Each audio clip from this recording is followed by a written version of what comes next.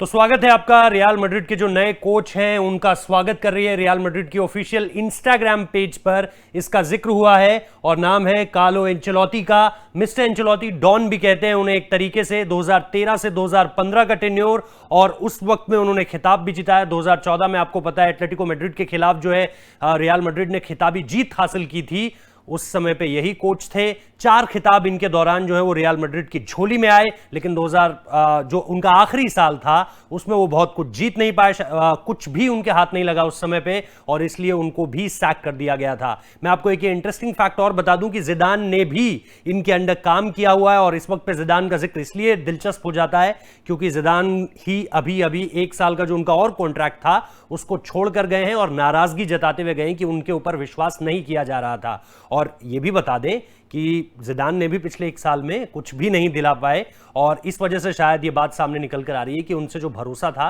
वो हट गया था। हालांकि उससे पहले वो लगातार 3 बार चैंपियंस लीग का खिताब दिला चुके थे। तो आप सोचिए कि ये किस तरह की स्थिति है। इनको लाने के पीछे 3 साल का इनको जो है वो टेन्योर दिया गया है। अब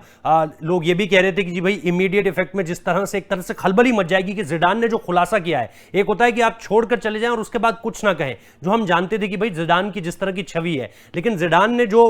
एक्सप्रेस किया खुद को कि भाई क्यों मैंने छोड़ा और क्यों मैंने 1 साल और पूरा नहीं किया वहां पर, उसके बाद जिस तरह की एक हाय तौबा मच गई थी कि यार अब क्या होगा मैड्रिड में, कहीं खिलाड़ी छोड़कर तो नहीं चले जाएंगे, क्योंकि बड़े खिलाड़ियों को तो अब आपको सिक्योर माहौल देना पड़ेगा। बेंजेमा हो गए, लुका मॉड्रिच हो गए और इसके साथ साथ कैसेमीरो हो गए वहां पर, या फिर फॉर दैट मैटर जो यंग प्लेयर है विनीशियस जूनियर नाम का एक खिलाड़ी है, वो अगर अच्छा कर रहा है और आगे आप चाहते हैं कि वो और जुड़ा रहे टीम के साथ, तो आपको भरोसा देना होगा। या फिर अब इनके आने के बाद एंचेलोती के आने के बाद आप देखेंगे कि किस तरह से चीजें, अगर आप डिफेंस वाइज देखें, जहां पे हम देख रहे हैं कि भाई मार्सेलो थोड़े से अब बूढ़े होते जा रहे हैं और जो फुल बैक का रोल है क्या वो उसी तरह से निभा सकते हैं, या रेमोस को लेकर को जो कॉल है क्या उसको लेकर के किसी तरह की चीजें बदलेंगी, या फिर किसी तरह का कोई नया बदलाव हम देखेंगे कि भाई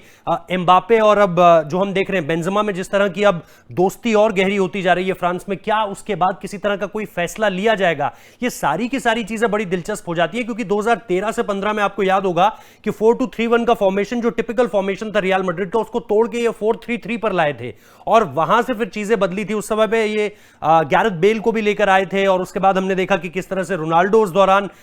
दौरान जब हमने देखा कि क्या वो जाते हैं और उसके बाद रोनाल्डो भी वहां से जाते हैं, ऐसा नहीं हुआ क्योंकि ये बहुत बड़ा नाम इसलिए है, इनकी एक तो रिस्पेक्ट बहुत ज्यादा है और इनके कहने पर आप ये कह सकते हैं कि भाई अगर किसी भी खिलाड़ी को रियल मैड्रिड अपने पास लाना चाहेगा तो फिर बहुत ज्यादा रिस्पेक्ट है, तो खिलाड़ी मना करने पर 2 बार सोचेगा कि क्या मैं इस ऑफर को ठुकराऊं। लेकिन दिलचस्प बात यह है कि अभी देखिए कुछ समय पहले ही आपको पता है कि हामिस रॉड्रिग्यूज यहां से छोड़कर एवर्टन गए थे क्योंकि ये साहब एवर्टन में ही थे और अब एवर्टन से इनको एक्टिव कॉन्ट्रैक्ट के बीच में जो है वो वापस लाया गया है और जब वापस लाया गया तो निश्चित तौर पर रियल मैड्रिड ने पे भी अच्छा खासा किया होगा। लेकिन दिलचस्प बात यह है कि अब रियल मैड्रिड की जो कमान है यहां से अगले 3 साल के लिए वो इनके हाथों में है और यहां से देखना दिलचस्प होगा कि किस तरह के बदलावों के साथ जो हम कहते हैं कि भाई लॉस ब्लैंकोस जो है वो यहां से कैसे आगे बढ़ती है और यह भी देखना दिलचस्प होगा कि किन बदलावों के साथ आगे बढ़ती है। क्या जो मैं बात कर रहा हूं कि भाई एम्बापे ने अभी तक अपनी पीएसजी के साथ नए साल जो नया कॉन्ट्रैक्ट है उसकी साइनिंग नहीं की है, तो क्या वो एक बड़ा जो ऑफर है वो एक्सेप्ट होता है यहां के लिए,